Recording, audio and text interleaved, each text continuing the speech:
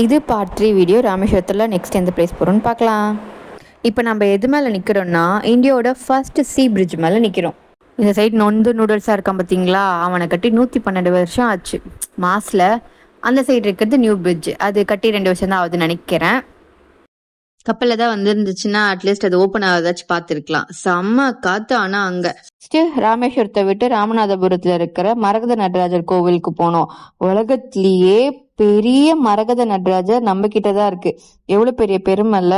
அது ஒரு 5 to 6 அடி இருக்கும். வருஷம் ஃபுல்லா சந்தன காப்புல தான் இருப்பாரு. வருஷத்துல ஒரு நாள்ல தான் இந்த மாதிரி காட்சியளிப்பாரு. நெக்ஸ்ட் நம்ம தஞ்சை பெரிய கோவில். சொல்லும் போதே அவ்வளவு கம்பீரமா கௌரவமா இருக்குங்க. 1000 வருஷத்துக்கு மேல ஆச்சு, ஆனா இன்னும் சிங்கிள் கிராக் கூட இல்லாம செம்ம கெத்துன்னு நிக்கிற நம்ம ராஜராஜ சோழனோட மாஸ்டர் பீஸுங்க இது. கோவில் கோபுரத்து மேலே இருக்கிற அந்த ஒரு கல்லு பாறை கிட்டத்தட்ட 80 டன்னு வெயிட்டு. அந்த காலத்தில் எப்படி அதை தூக்கி மேலே வச்சாங்கன்னே புரியல. நைட் ஒரு 10 மணிக்கு ஒரு நல்ல ஹோட்டலாக பார்த்து பரோட்டாவும் சால்னாவும் முடிச்சாச்சு. இந்த பயணம் இனிதே நிறைவடைந்தது.